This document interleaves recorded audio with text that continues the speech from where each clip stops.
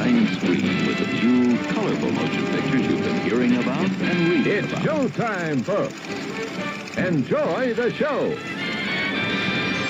We're delighted to have you with us. They're driving theater. You'll find something to please you to add to your evening's enjoyment. Is pleased to bring you our feature presentation.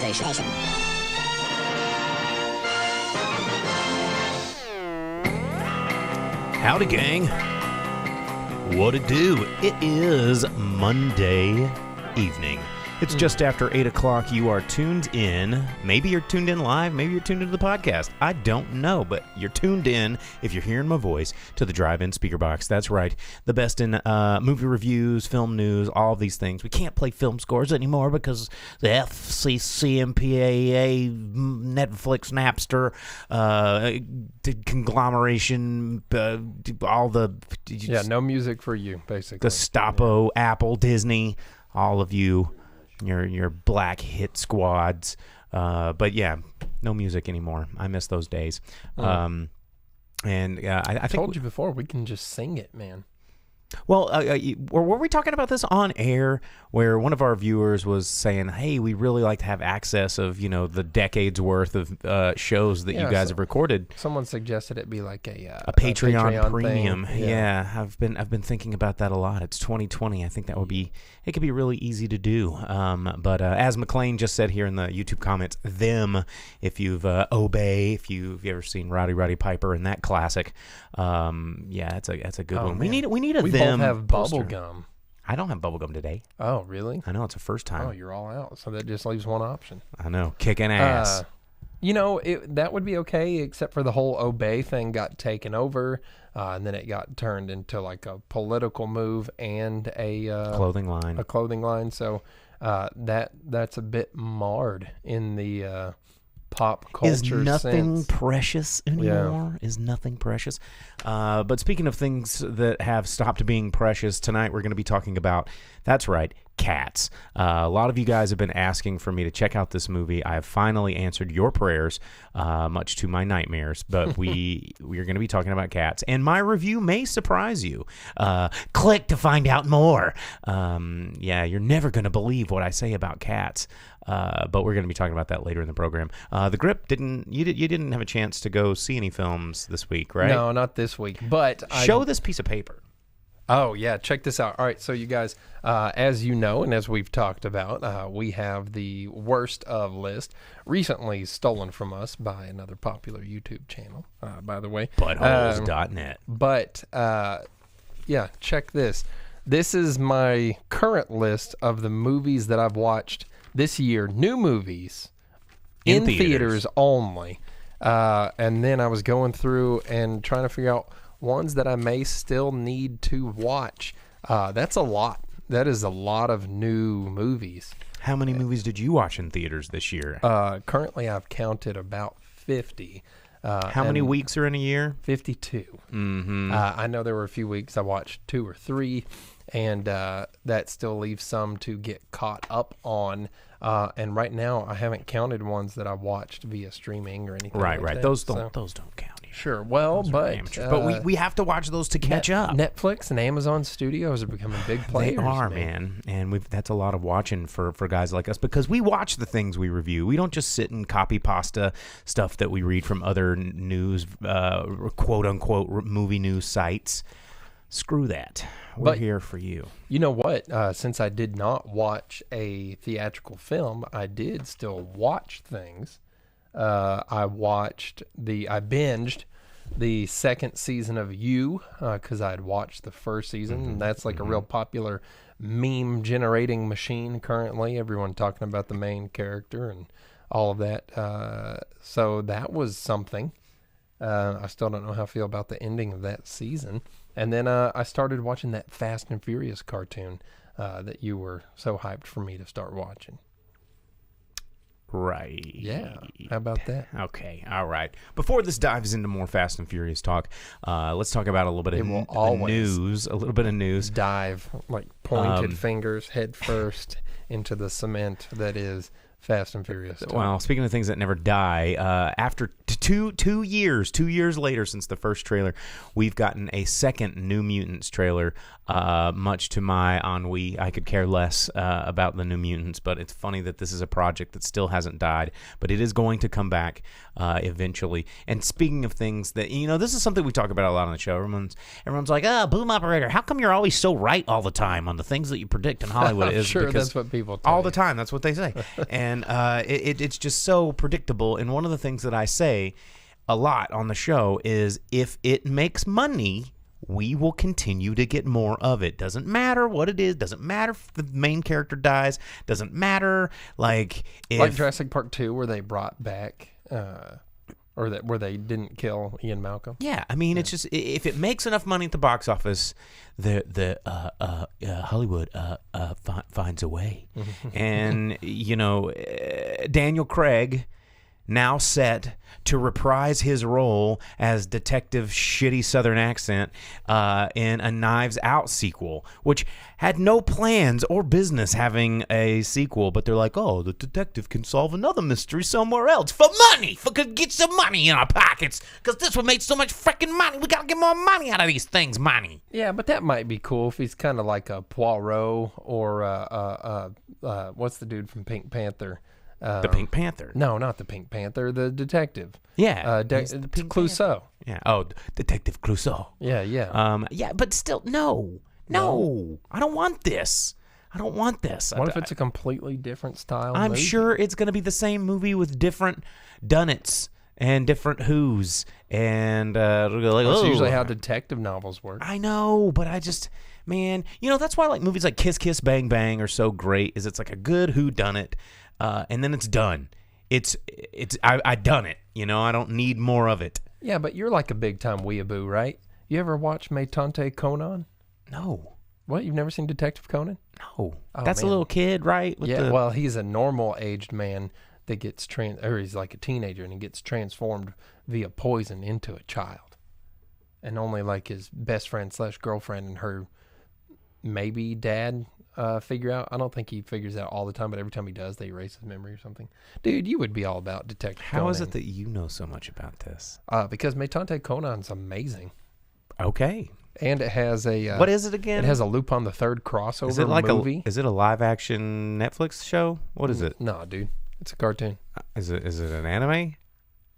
It's a Japanese animated series, yes. Okay, just checking. Just making sure that you were schooling me on some anime. I'm saying. Put that on the whiteboard. Cool. Anyway, if it makes money, we're going to get more of it. Let's see. What do we got up here in the... girlfriend / maybe dad. Like, that's the same person. Like, it's some real Ron Mahaf weird stuff going on. There you go. Weeaboo guy. Who knows? Let's catch up in the comments a little bit. We've got... Chat crashes all the time because it doesn't allow us to send the same message over. Please stop being so right over and over. I mean, it's true. It's true. Is that what keeps happening to the stream? That's why the stream crashes. Yeah. Anyway, speaking of making a lot of money and being successful and getting another one, A Quiet Place 2 trailer dropped over the week. Everybody's talking about that. John Krasinski not reprising his role because he died, but he's still in the movie, but he's still directing. Are you sure? Because in the trailer, the kid's like, "There's Dad." Right, well, exactly. So proving my point that if it makes money, it can never die. And it's not even quiet in the trailer. Everyone's like yelling and shooting guns and tripping over bottles, and a baby's there going, "Ah, look at me, I'm alive." Yeah, but they shove him for in like whatever a reason refrigerator chamber. But I'm sure they open him like every 5 seconds, like Baby Yoda. It's like, oh, look at this precious thing we're trying to protect. Let's take it out of its protective casing. She had a soundproof picnic basket, man. She had some real like Yogi Bear, like, "Hey, baby, we're gonna put you in the soundproof picnic basket. We're gonna get you away from these aliens and want to eat you when you make a cry noise. So don't be a hush hush, Yogi, is that a baby in that picnic basket? Gotta go. Yeah, I don't know. And that'd be a good movie. I'd watch that one. Yogi Bear smuggling children in picnic baskets. Yeah, to hide from creepy monsters or something. It'd be like Taken, and then the the park ranger guy. They Yogi and Boo Boo kidnap the park ranger's daughter, and he's like, I've got a set of skills tracking these bears, and he goes and like all the other wildlife tries to stop him, and he's just like murking wildlife left and right. No, I don't like this one. You're the one that said it needed to be a I movie. was thinking more like monsters are trying to get the baby, and Yogi and Boo Boo are saving it. And like every time the monster tries to catch up, Boo Boo just hits it with like an Ewok trap, like sandwiching logs or something. 2 logs like smash their heads. Yeah. Yeah. All right. I'm down. Just a darker Yogi and Boo Boo. That's right. We can both make our versions of this, and then Boo show Boo them at always, like cans or something. Boo Boo always has like that. He has the witty one-liners because he's just like, I'll give you a boo boo to remember, and then like slices someone's stomach open. Yeah. Okay. Yeah. Yeah. Let's make these movies and debut them at Film Fest. Dude, let's do it. What is our studio again? Academy Award nominated films. Yeah. Anyway, what else in the news that I wanted to mention? Oh, Golden Globes. I don't want to talk too much about Golden Globes because I think award shows are stupid. So does the host, apparently. That's what I wanted to mention. Ricky Gervais again, and this is the thing. It was like, oh my God, Ricky Gervais was just so offensive. Did you see Tom Hanks's face? Like he was the last few years. Have you not seen he the has last his couple? entire career. Like that's Ricky Gervais, man, and Ricky Gervais is hilarious for it. But you know the thing, I think what we are seeing here and what Ricky Gervais is even illustrating in his very, very talked about monologue is the time of Ricky Gervais, and that kind of brand of sort of unfiltered comedy and unfiltered roasting is gone now. I think it's that to get ratings on something like that, you have to go out of your way to bust some create balls. some buzz on there. Yeah. Bust some Golden Globes. But you know, nothing he said was that off the mark, and nothing he said was really what people would do at roasts in years past. Roasts are not a new thing, but they have stopped becoming a thing of the zeitgeist because people are just like, oh, they said a mean. Oh, no, he said a mean at me and people that I know, and I think that I'm going to interpret their feelings in the way that they understood that comment, and so burn him at the stake because we kill him, murder him, and just cut out his tongue and hit it with it. You know what I'm saying? And everybody's like saying that the people didn't like it, but everybody in the room was laughing. He was saying what was... Yeah, except for America's sweetheart Tom Hanks. Man. We don't know how that was edited together. Maybe because he was asking one of the ladies like pass a glass of wine in one of the shows. He was like, "Can you pass it?" And they're like, "Oh, get away! He's not making a face that we can use." And that's how this works. I've worked in this business. Yeah. I've been that guy that's telling where cameras need to point and recording the audios and looking at what's. This is all smoke and mirrors, guys. The whole Tom Hanks things are like, oh, everybody likes looking at Tom Hanks. Let's get a face that he made, make it a meme, and make it buzz. No one's gotten a clip of Tom Hanks going, man, fuck Ricky Gervais. He sucks. No one's got that clip because he doesn't care. He was sitting there at a roast like, ooh, ouch, man. Ooh, yeesh, yeesh. Like we all do when people make jokes. Rodney Dangerfield? Yeah, he was the ghost of Rodney Dangerfield was there. Hey, Ricky gets no respect up there. I don't know why he's from the Bronx all of a sudden, but... It's been a long time since I've heard what Rodney Dangerfield sounds like. It's all those bug eyes and the caricature. Hey, I don't know. It's before my time, right? Wow. You didn't watch Rover Dangerfield, bro? Or Ladybugs? Or what was the one Back to School? Back to School. Yeah, Back to School. God, Rodney Dangerfield. Caddyshack? Of course, Caddyshack. Everybody knows Caddyshack. Yeah, if you win, okay, so we just put an image up on the screen. Ricky Gervais says, if you win, come up, accept your little award tonight, accept it, thank your agent and your God, and F off. No one cares about your views on politics or culture.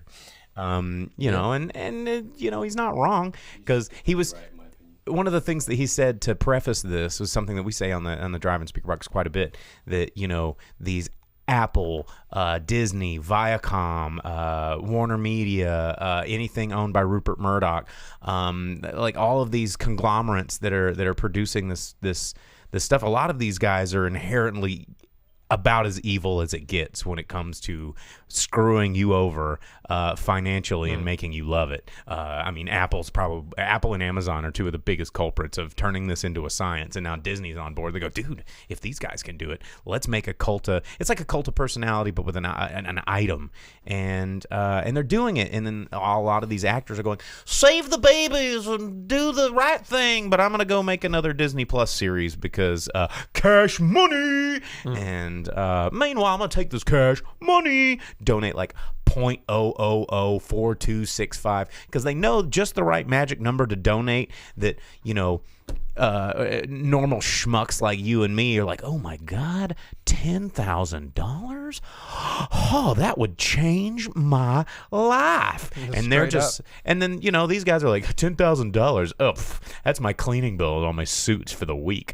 And it's trash money to them because things scale, and so they know. And it's a write-off. So that's why Trump, like, I donated a quarter of something to help homeless.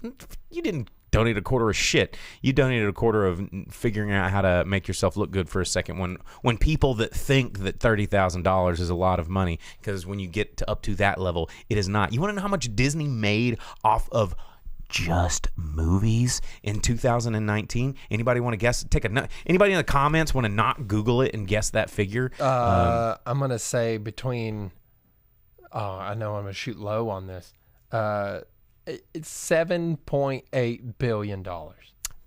Just over $10 billion. I knew I was gonna be low on that. And it's like, you're thinking like, oh, 7, I wasn't far away, but we're talking billions of dollars here, not just like, 150,000. Billions and billions and billions. You ever see over $10 billion on just movies? That's tickets alone. We're not talking T-shirts. We're not talking stupid Infinity Gauntlets. We're not talking dinosaur eggs. We're not talking all the bullshit that they keep cramming down your throat and Happy Meals toys and licensed deals and all that garbage. We're talking movies that you went and sat your ass in a theater and went, that was great. Like, you gave them $10 billion collective dollars. Just, there we go. You were saying? Oh, I was going to say, you ever see that meme where they're like, here's an idea of how much money like Jeff Bezos has or whatever. You could work every single day of your life for like $600 a day or whatever from the day Jesus said, y'all want fish. From the day that Columbus discovered the New World, and you still would not have as much money as he has. Yeah. No, that's insane. Billions of dollars is a lot of money. It's lots of money. And anyway, Golden Globes, Ricky Gervais, dude, hell right. The only thing that we ever mentioned about the Golden Globes is best film, which got 1917, the Sam Mendes film, which is coming out in theaters this weekend. By the way, a wide expanded release. Yeah, I was gonna say though, did you see that Missing Link won Best Animated? Yes, it did. How about good? that? That's it's about pretty time. cool. Leica Studios, man. Yeah, a little stop motion animated movie. It is good because especially they're up against things like Frozen 2, and I like how they put Lion King up there and Toy Story, but I think even I mean literally everything but 2 was owned by Disney. And anyway, the one that got me interested though that I do want to talk about, yes, and Vince just popped this into the YouTube comments, is the best foreign language film went to Parasite.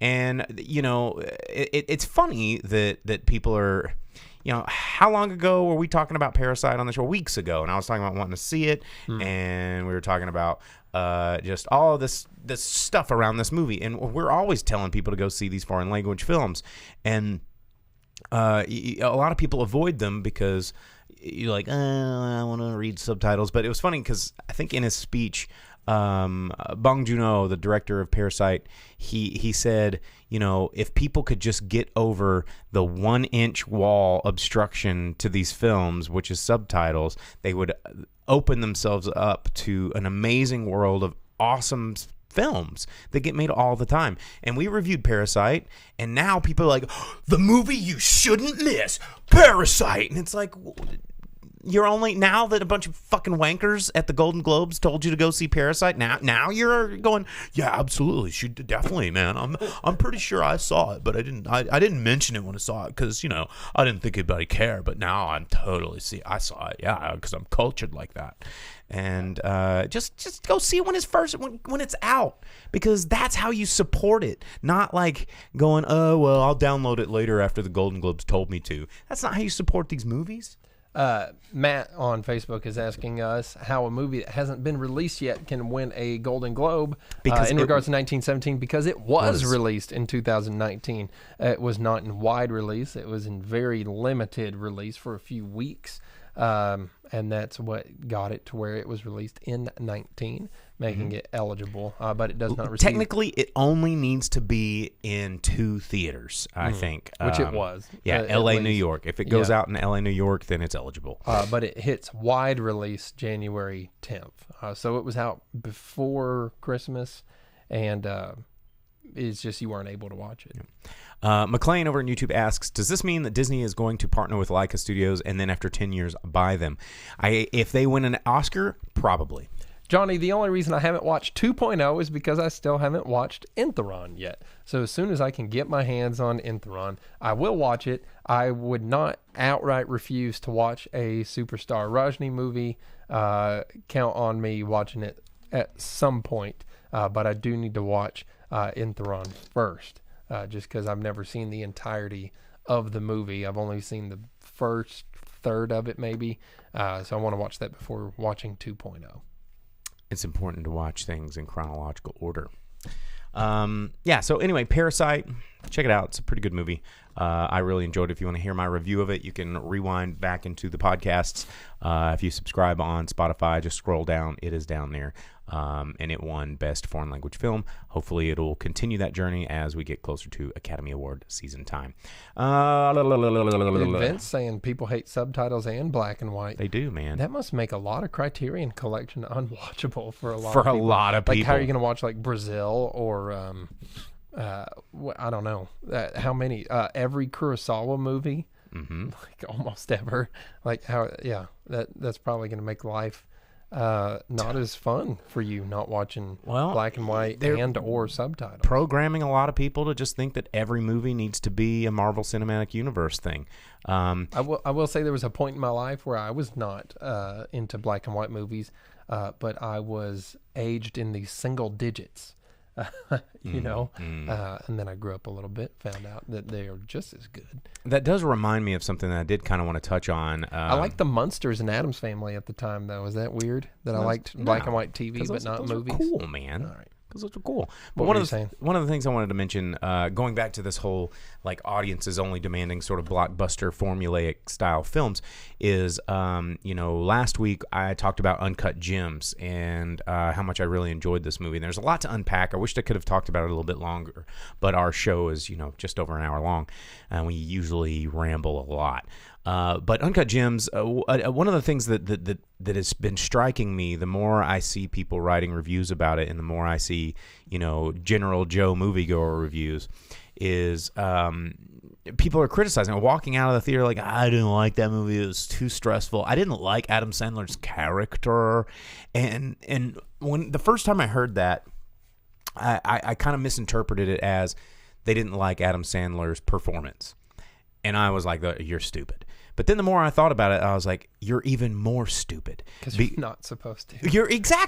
You're not supposed to like every character that's the hero of a movie. The hero of the movie doesn't necessarily mean that they're wearing a cape and saving like babies and puppies and all this kind of stuff. It means they are the central focus of the story. I'm saying drop the word hero. Protagonist. But everybody thinks that the story has to have this good guy that you follow, that you like, that you root for, that you sympathize with.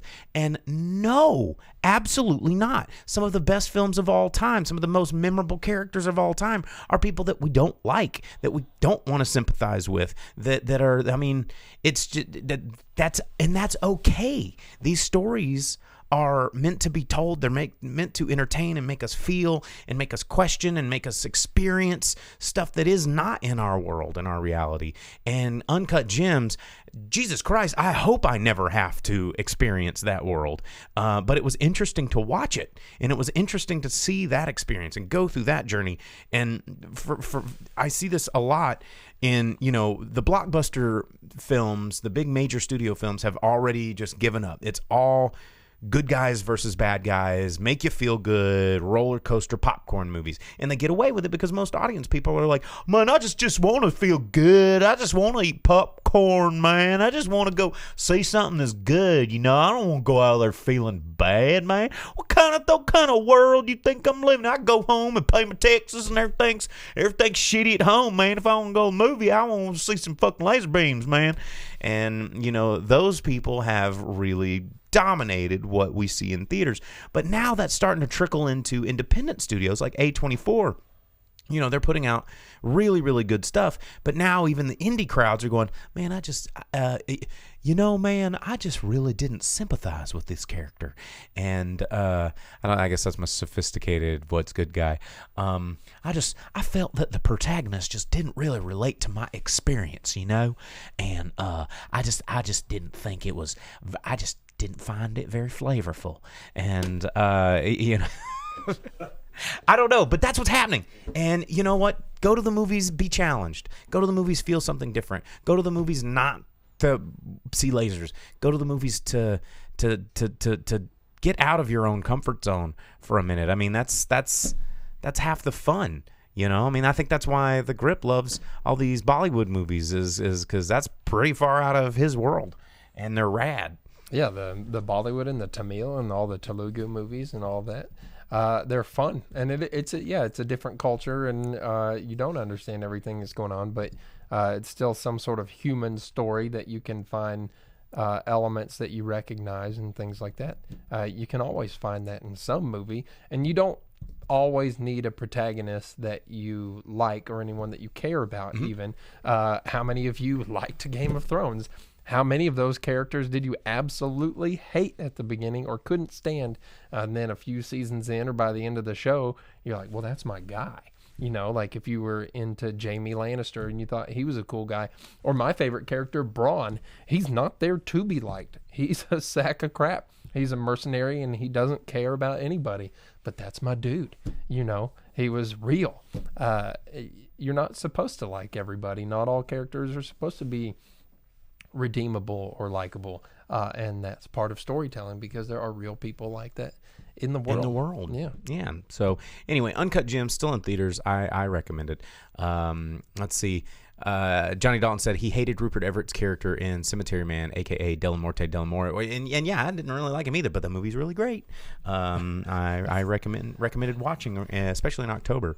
And Vince in the comments. Yeah, according to Vince, I've quoted I've said you can't have an emoji movie without some frowny faces. Hey, ain't that the truth? All right, well, let's tell you what's coming out in movies this weekend because that was a big opening there. So we've got a lot of stuff coming out this weekend in theaters this weekend of January 10th, 2020. 2020. It is 2020. How weird is that? Oh, you know what? Hot tip real quick. Someone told me that when writing checks or signing anything, you should date it 2020. That way no one can come behind your 20 and write a different number like 19 or 18. And why would they do that and make your check void? Yeah, I don't know. That's for reasons, I guess. I don't know. I'm not smart enough to put the time into thinking about it, but I guess if you're trying to like sneaky bounce a check, you could write, But why would you want to bounce a check that you received? Maybe to ruin somebody. I don't know. Your own bank. I don't know, man. I'm gonna investigate this. Yeah, it's just something to think about. The Boom Opera Investigative Reporting. It's another podcast I'm gonna start. It's gonna go. What's the deal with? And then it'll just all be like Jerry Seinfeld. Oh, that's true. Yeah, they could date it 2021 and then cash it in whenever later on. In the future. And Johnny Dalton says, who writes checks? People that pay rent. Yeah, the archaic money exchange scrolls. But yeah, a lot of people use checks. Anyway, coming out this weekend in movies, theaters, here we go. 1917, Sam Mendes winning the Best Golden Globe for the film, yada, yada, yada. It is coming out nationwide expansion this weekend. You can check it out. Literally nothing else playing. That's probably a killer way to do that, to win an award before you ever really hit theaters. No kidding. Because then everyone's like, yo, best picture, I got to go see it. And they're like, well, that kind of blew. And they're like, I don't know, man. I won best picture. It won Best Picture, so obviously we don't know what we're talking about. Yeah. White coat, man. That's a white coat fallacy all over. I'll finally get to watch it, though. I've been wanting to watch it since before. And so probably next week. Depends on how packed these theaters are with all these award show people that buy into that. And we do need to get the worst of. I'm aiming for next week, but it could be as late as the week after. I don't know, because we've got a lot of catch ups that we, just bad movies that we need to chug through. Anyway, also coming out in theaters this weekend, Just Mercy. I know we talked about it the other night, but it's Brie Larson, Michael B. Jordan, directed by Destin Daniel Cretton. We talked a lot about this last week, so it's coming out nationwide this week. Also from director Miguel Arteta with Rose Byrne, Tiffany Haddish, and Selma Hayek. We've got Like a Boss, which is everything in this trailer has pretty much painted this film as the worst. I mean, and let me preface this. I don't like dude bro cock and ball comedies, period. I don't like that kind of like, yo man, here's a kick in the nutsack, the movie. Here's The Hangover. Here's two dudes go to a party, the movie. I don't like those movies either. And then Like a Boss is just the pink glitter covered, how many vagina jokes can we slap into a trailer? It's like, man, you'd think as a population we're past this, but this movie looks unwatchably terrible. And not terrible in the sense of this is bad movie making. It's just, it looks so done a million times over. And people watch these movies, man, and we're probably going to see another version of this in about 3 months with different actors or actresses or whatever we call them now, and it's gonna suck. And this looks terrible. So Johnny Dalton asks, not even Hot Tub Time Machine. Not really a fan. I mean, there was some funny moments, but I don't think I'd sit down and watch it again. I'm not. I don't know. Just theatrical comedies in me. I don't know what the deal is. I've just never really just sat down and been like, oh, I really need to see slapstick comedy. Unless it's like a true full-on like Loaded Weapon or the like National Lampoons movies? or like Hot Shots Part 2, or Scary Movie 7, your favorite. Honestly, Scary Movie 2, pretty funny. Take my strong hand. Is that from the second one? Dude, yeah. I thought it was from like 4. I'm pretty sure it's the second one. It's not strong. You want some mashed potatoes? Mm-hmm. Like, yeah. I don't know. Why is Chris Elliott just creepy on his own without a weird hand? Chris Elliott. Anyway, also coming out in theaters. I'm so happy this is coming out in theaters because I don't have to see the trailer again in theater. It's really weird when you see as many movies in theaters as we do. You see the trailers a lot, like over and over and over and over. And I'll go to the movies with people and I'm just like, oh God, this trailer. And they're like, oh, that looked really cool. And I was like, yeah, not when you've seen the trailer 47 times. And I'm so tired of seeing the trailer to Underwater, but I do kind of want to see the movie. It's from director William Eubanks, starring Kristen Stewart, TJ Miller, Jessica Henwick. It's basically The Abyss, but scary. And yeah, they go down to the bottom of the ocean in the really deep part and have suits that allow them to walk on the earth, the surface of the ocean, and they drill into the bottom of the ocean and monsters come out, but not big ones, appropriately human-sized ones that make it scarier because they can fit into the spaces that other humans occupy to make it look like a slasher film. The movie. Yeah. Yeah.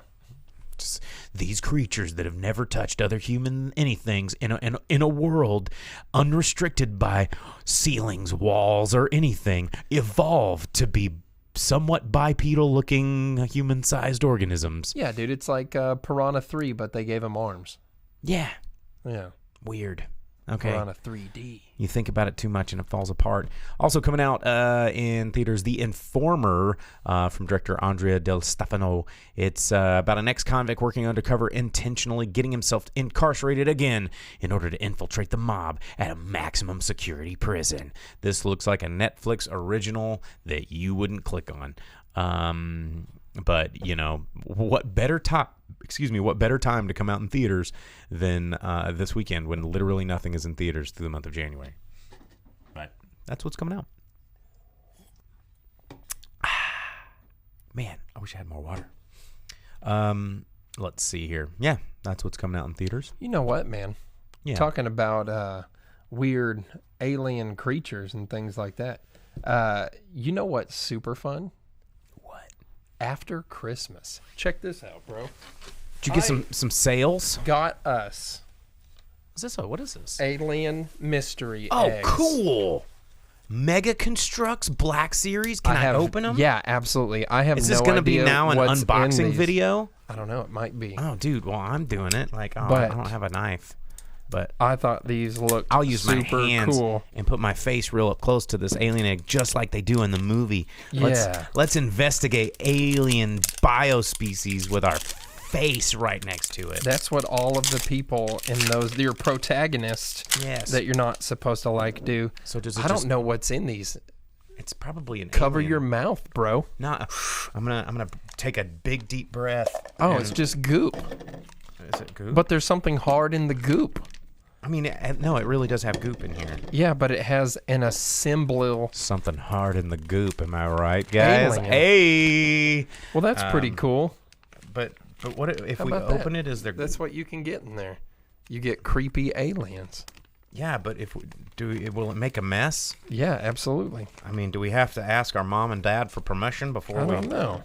before we peel into this goo bag? But I imagine that underwater is going to be basically just like aliens, but with mermaids. Open it with my mouth.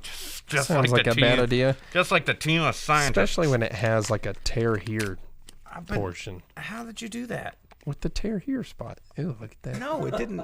That's not. Mine doesn't do that. Yeah, it does. No. It's right there What are you talking about? on that side. Oh. I guess. See, I went and found where the goo injector machine penetrated its pouch like and that. filled You it get with its goo? goo. Yeah. Oh, what the hell? Creepy goo. Okay. Man, Well, that's kind of cool. Oh, here we go. It's way dumber than I It's thought got it like a would be. weird alien pecker. Yeah. Like what? Did yours get an alien pecker? Like, I'm not kidding. Look at that. Look at that.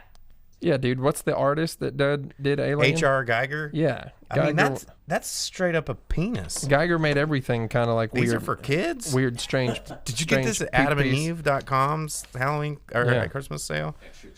I don't know. this. But you know what? Talking about kids, I did get you something else Yeah.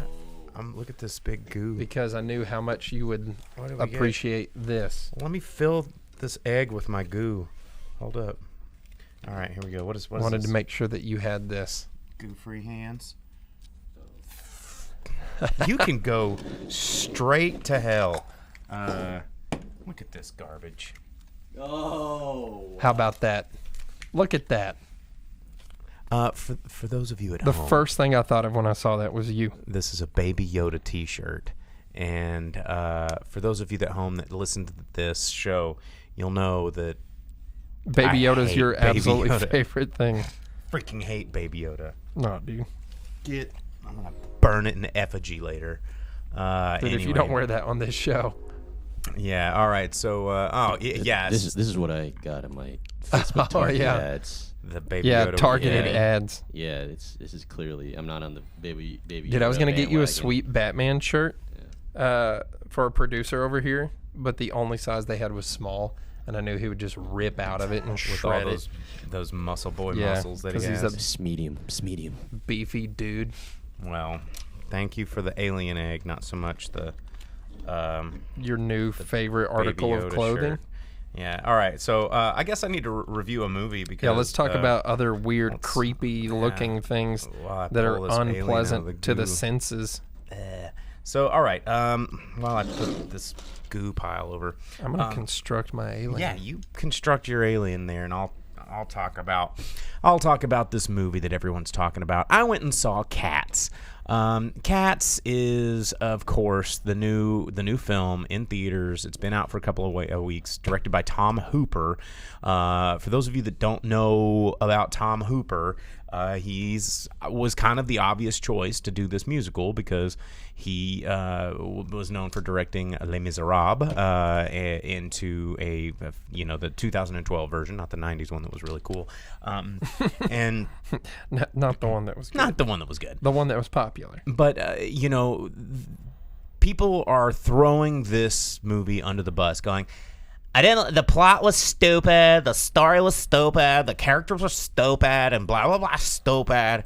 And, how would did they alter the plot from the musical? No, because the musical is weird. The musical is based off of a book of poems by T.S. Eliot, written in like the late 30s, early 40s, somewhere or in there. I don't remember exactly, but a long time ago.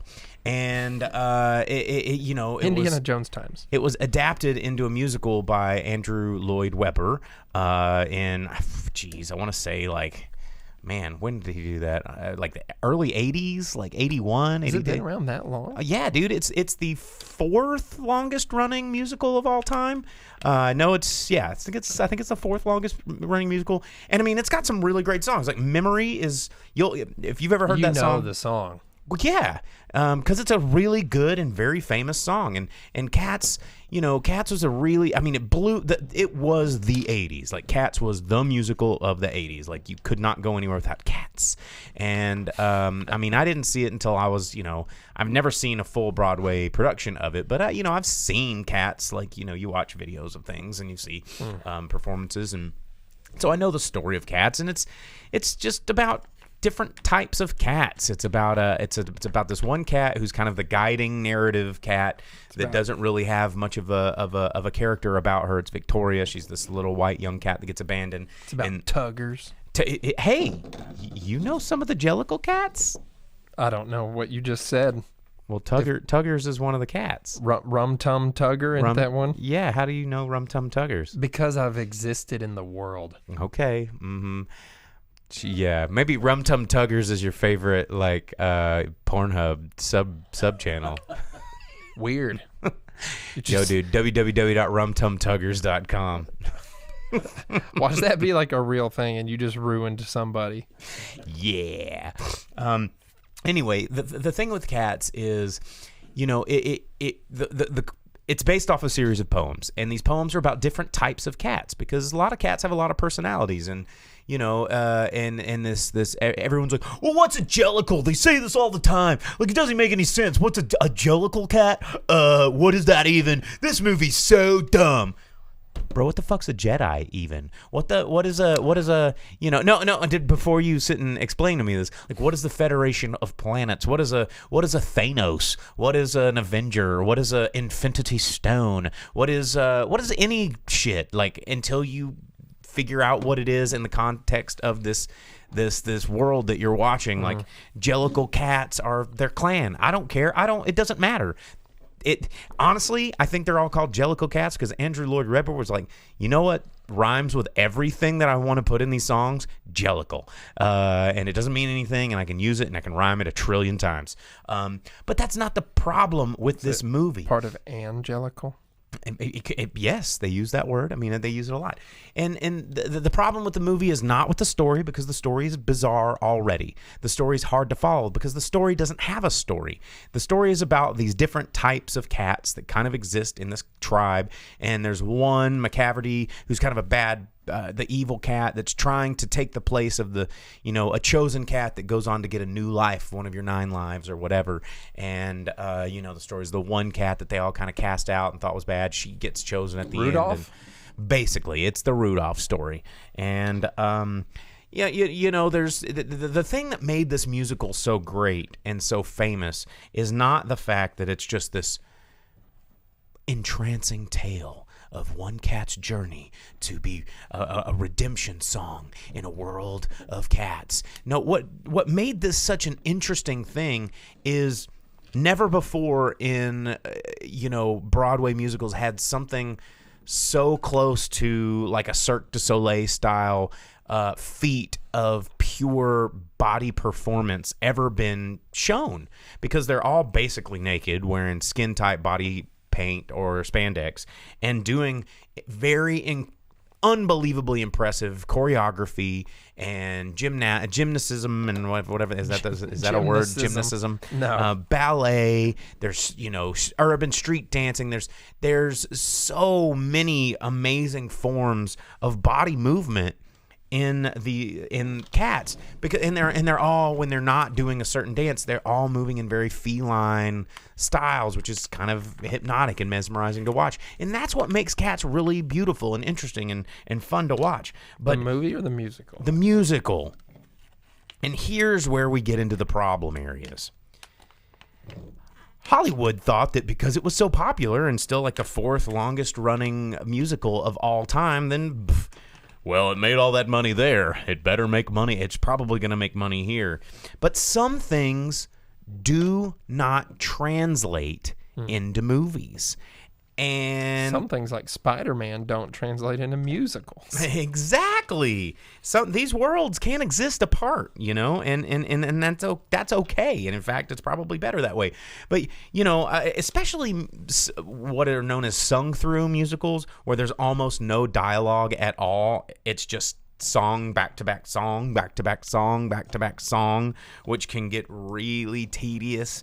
And when I was sitting in the theater watching Cats, there was some people in the audience that were laughing, I think just because they have heard, it's like, when you're a kid and you're like, well, my mommy says this politician's dumb, so therefore I know that this politician's dumb, and when I hear this, I'm going to think it's dumb. It's because you're just here, you're regurgitating what the media is telling you. And there was a couple behind me in the theater that went knowing that this was bad, because all they were doing was fellatiating each other and making out and having sex. No, they were for real having sex behind me in the movie theater. It was a little bizarre. Because they thought no one else would be in the theater. In the theater, yeah. And the thing that surprised me the most about this movie was it was exactly like every other musical that I've ever seen. And, musicals are kind of dumb, you guys. It's like, here we are doing mundane things. We got an alien in an egg. I'm pulling out goo and assembling Legos tonight on the show. And it's like, you don't need to. You just wrote a Tenacious D song. I did, and it's not hard. It's silly. It's dumb. It doesn't make any sense. But some people think that that's really great. But when you get into something like Cats, and then you take a lot of the things that were interesting about it, a lot of the dancing out, a lot of the choreography and the interesting things, and then here's where Cats messed up. Here's where it messed up. It relied too much on CGI and too much on celebrity presence. This is the problem with Cats. Not the fact that it's dumb, not the fact that the CGI is even that terrible. It is terrible in a lot of places, but it's not anything worse than watching the Hulk eat that taco. It's not anything worse than any scene with Deadpool doing a thing that's not just shooting a gun, any CGI portions of those movies. It's not anything different than half of Jurassic World. It's not anything different in shitty CGI that we haven't seen before. The difference is we know Judi Dench. We know what she looks like. We know what she acts like, what she sounds like. We know what Taylor Swift looks like. We know who she is. We know how famous she is. We know who Jason Derulo is. We know how he sings. We know how he dances. We know who James Corden is. We know what he does. We know his shtick. We know Rebel Wilson. And we know Idris Elba. We know him for lots of things that are not what this was, and we know Sir Ian McKellen. We know Gandalf. We know Magneto. And when we see him with cat whiskers lapping milk up off of a bowl in a shelf, literally like this, it's insane and it's stupid and you don't want to see it and your brain gets broken because you're like, bro, that's mad. That's the OG Magneto. That's Thou Shalt Not Pass. He threw a Balrog off a fucking bridge, came back a different human with more magic powers. We don't see him go milk, and then go like this. And it's, Also, he's like, Ian McKellen's like a 80-year-old man, yes. which is weird. And so Vince says in the comments, he goes, so it would have been better with unknowns. Yes, absolutely, because there are plenty of unknowns in this film. There are a lot of people that play the main characters, like Victoria, played by Francesca Hayward, who is a dancer. She is known for dancing, not for being a Hollywood starlet.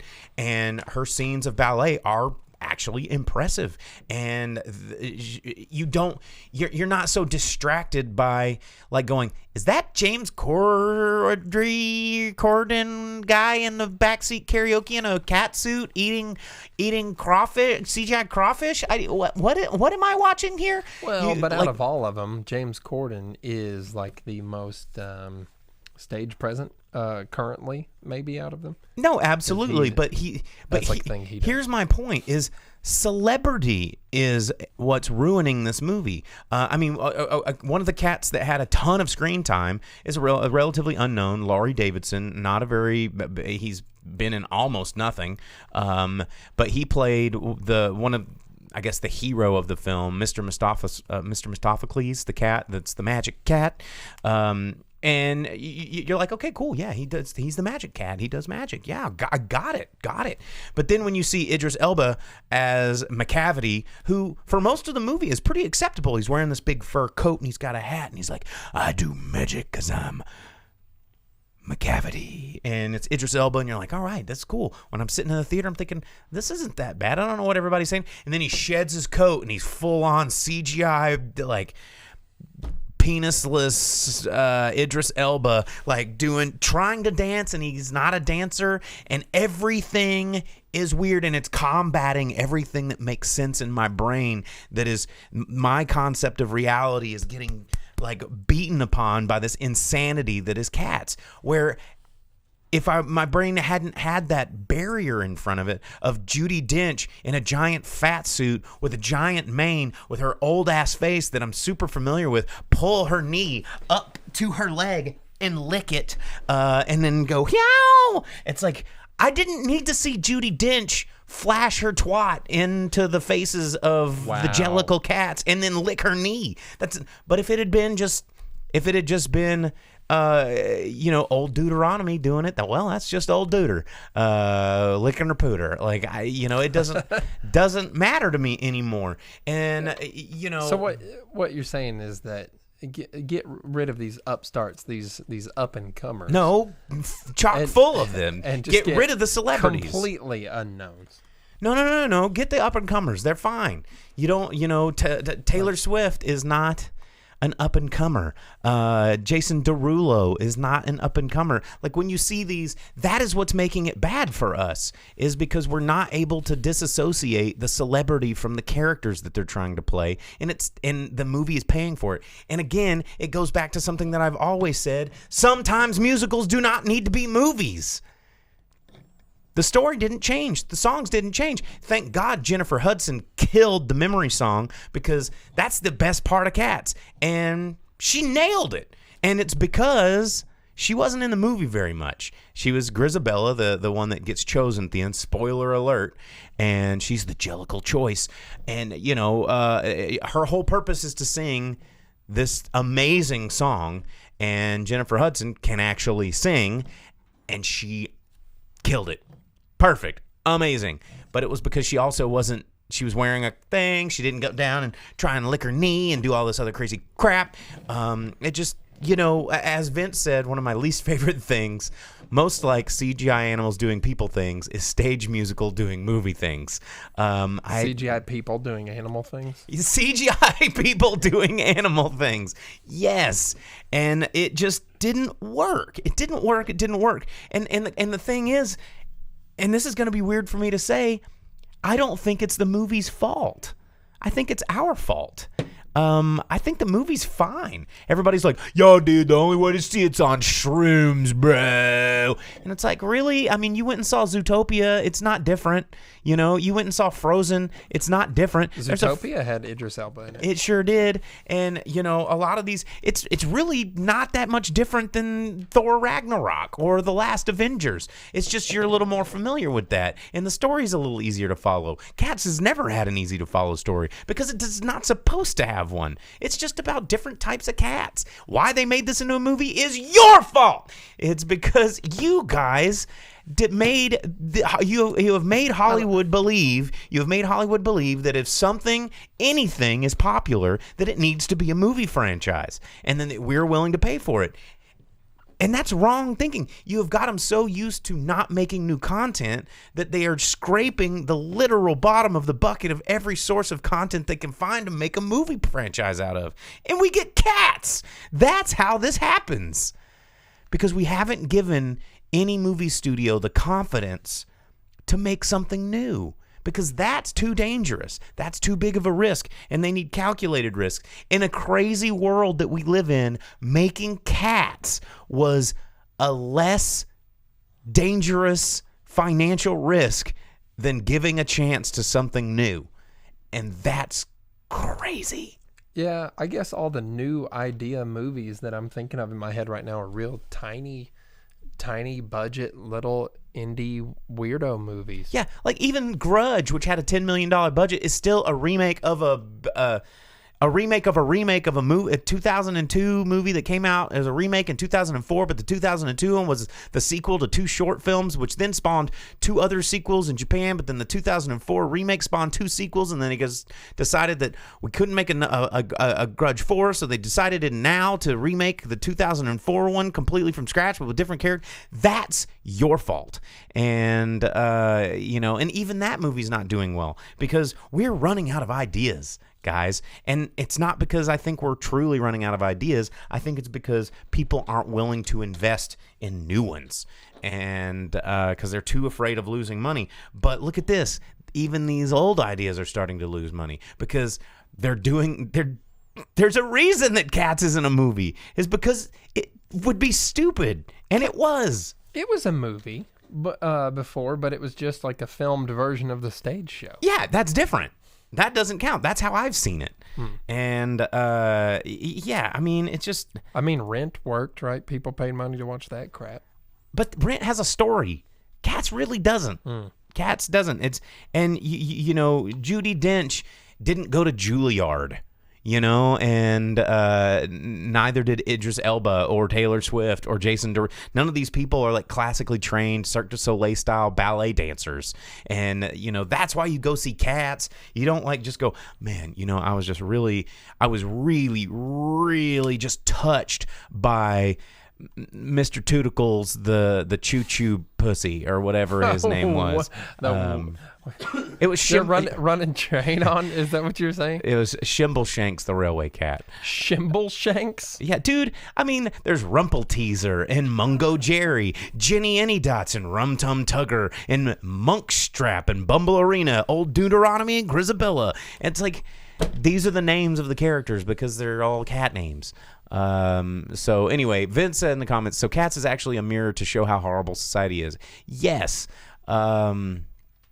It's, I don't know.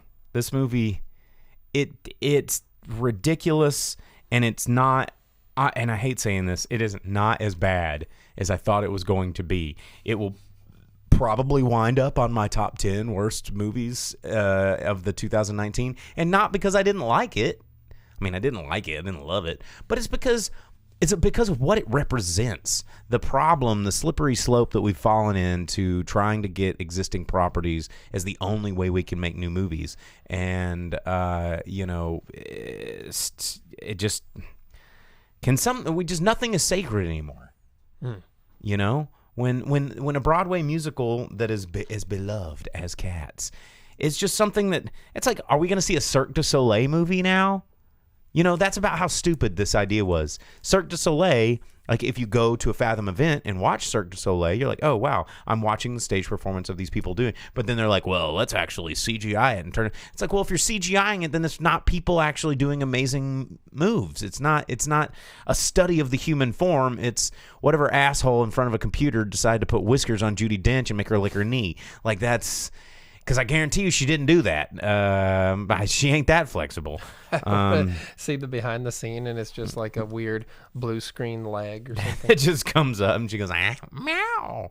And yeah. Like there's some actor on like a ballet star on the ground next to her that raises their leg up. And she licks it and goes, meow. And I didn't need to see Sir Ian McKellen go, meow, meow, meow. Like freaking Mr. Rogers. It just didn't. It just didn't need to happen, you guys. It was this, and everybody's talking about like, oh, the Roach scene with, Rebel Wilson. Literally, it's like watching an acid trip. And it's like, did you ever watch Joe's Apartment? Like, we worshipped that shit in the 90s. Like, it's not that.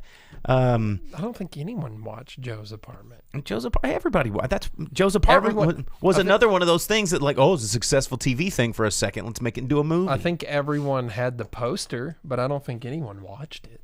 I mean, the poster was pretty cool, but it wasn't any worse than anything that we've already seen. It wasn't the CGI in it. It wasn't any more insane or crazy than the fight scene where all of the female Avengers like go, all right, ladies, let's ignore all the help from all the other things that we could have access to defeat Thanos and go at it alone with stupid CGI animation at our disposal. Like, no, it was no different than any of that, except for we just have decided that that's acceptable. And yeah, I don't know. In the course of that review, I put together my alien. So there you go. Boom, there he is. I got a brown alien. You got a glow in the dark alien. I got a glow in the dark alien. That one's cool. How about that? We both have little huggy boys on there. Oh yeah, little face huggies. But anyway, Cats. It's in theaters. Probably this is the last week. There's something weird on the top of my egg. That's so you can put your. What is that? Is that an alien beehole? It's a Geiger hole. Ew. Can you hear that? Yeah. That's good. All right. Anyway, the Cats is in theaters right now. You can check it out if you want to. If you don't want to, I don't think anybody's going to be upset about it. It is kind of the current laughing stock of Hollywood. Ew, is that your egg? We have great sound. Let's both shake our eggs. We're in a Foley studio now. Gross. Okay, stop. Anyway, yeah, you can check that out. All right. Yeah, well, I mean, no one's going to watch Cats, but you did. And you know what? Think of how crazy it would have been if you watched the first distribution of the film. Well, how do you feel about that? I don't know. Like, do you think you caught the redistribution, quote unquote, fixed, I don't think I did. I don't think the original cut. I think that's not real. I think that was a marketing thing to get people into the theaters. We're fixing it. Please watch it. Yeah, I think it's just as dumb as it ever was. I think that was exactly what happened when X-Men Origins came out, and they're like, oh, the copy of the movie that you saw on Napster or wherever you download, it's not anything like the finished cut. It's nothing like it at all. Please go see it in a theater. And then I'm like, I'm gonna go see it in theater anyway. Exactly like except that the nuclear smokestack was finished, because in the CGI download version the CGI wasn't all there for only the smokestack, and the rest of the CGI didn't get finished for the movie either. But that part did. So stupid. But to the comments there, thank you for watching Cats. You're welcome. It was a weird, trippy fever dream of a musical that should have never been on film, and it is now forever.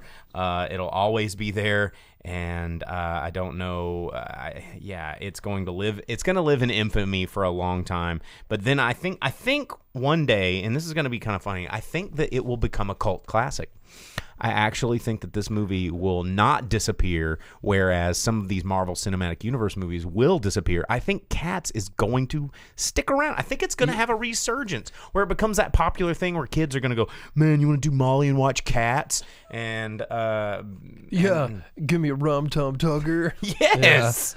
Yeah. No. Yes. You know what? I think that in the future, in the real future, in the year 2000. Yeah. It's instead of Zardoz, it's going to be like ats, and everyone's like, Meow oh, does. yeah, what is ats? And then they find the movie and they watch it and they're like, whoa, and it changes their the life. new religion. Yeah, and they have their weird like Avatar, Sean Connery sex braid with their like undies on, their red leather undies, and then they find out that it's cats, and they watch the movie and they're like, oh, my sex reality with floating heads is driving me crazy. Hey, if you've never watched Zardoz, Check it out. give that one a shot because Give it a rum tum tugger. yeah, because everything I just said is straight from that movie. It's weird. It is super weird, and it's great. It's Actually, about like a very hairy Sean Connery with an Avatar sex braid jock hairdo. strap up to his shoulders. Yeah, with like the hentai common like outfit on, and he just gets into weird hippie with like a sex like a cults. World War II Luger in his hand, like running Yeah. around. Yeah, it's something else, man. Yeah. Zardoz. All right, well, let's go over these box office totals for the past weekend. Tell you what made money. Which one's weirder to watch, though, Zardoz or Cats? So everybody was saying that Cats was super, super sexual, and I didn't get that at all because A, I've seen musicals, and B, cats move in feline ways, and I think that they were just like I was in the theater and some of these people were dancing and it was showing some of these dance moves, and you know they do these little weird like things, and they're like, oh, look at how stupid that is, and I'm like, that's just interpretive dance, dude. I mean, yeah, it's stupid, but it's kind of, I would never laugh publicly at someone that's doing an artistic movement like that. It looks silly, yeah, but it's not comedy. It's not dumb. It's just you don't understand it. And they were moving like cats, and it looks silly. That's why it doesn't need to be in a movie. But I didn't find it sexual at all. Just like that's how, if I were a person trying to interpret a feline movement, it might look a little sexual. Because cats is sexy, y'all. You know what dance move looks stupid and is dumb as hell, but I really, really, really wish I could do it? Most of them. Yeah, but primarily that dude from Chappelle's Show that would just like, shake. Do the vibrate? Yeah. Boogaloo Shrimp, I think is his name. I wasn't really Boogaloo Shrimp in the Chappelle Show. Well, no, the guy that did in the Michael Jackson video, and then also was in Ferris Bueller's Day Off.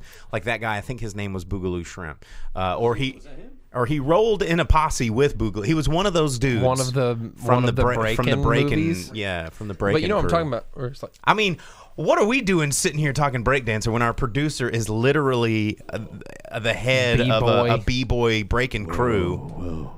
Can you fill us in on any of this like b-boy history here? I mean that's a whole nother podcast. Hey man. I mean, I'm just saying, how tight would it be to be the dude's like? I mean, that would be pretty tight. If you're talking about like they were like ticking, or there's it's called ticking. Yeah, there's various isolation. And there's movements. ticking too. Yeah. Yeah, but I'm not a popper. Dude, but, you got to have a very special set of skills to be a b-boy. It's true.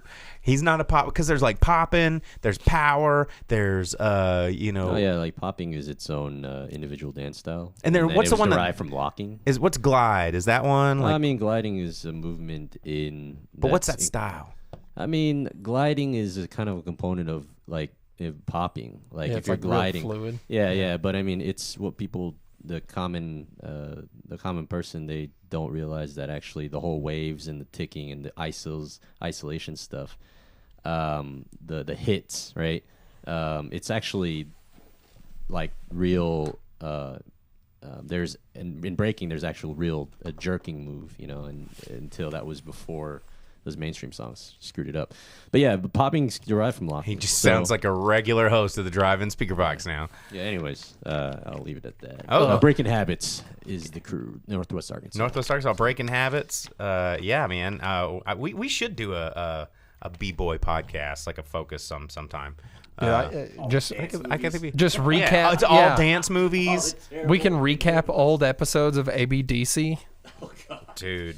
And then we Yeah, I don't know about that. get Dirty Dancing, and then see and then Footloose, Malibu's Most Wanted. Malibu's Most Wanted, Step Up. Oh, Step Up's my jam. Breaking 2. What's the one that's that's like oh Jesus, it's got dance in it. Save the Last Save the Dance. Last Dance. Yeah, That was actually pretty Honey. decent. it was a pretty good Honey. Yeah, Honey was actually pretty decent. All these dance movies. We'll do a dance one. I'll have a special guest host.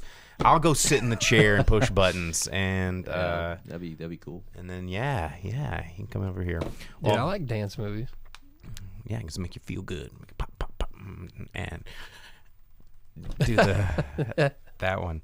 All right. Let's talk about box office. Let's wrap this sucker up. Break-In and Mortal Kombat podcast. That would be like Dude. a 4-hour-long podcast. It would. All right, here we go. Top 10 movies in America right now. Number 10, Cats.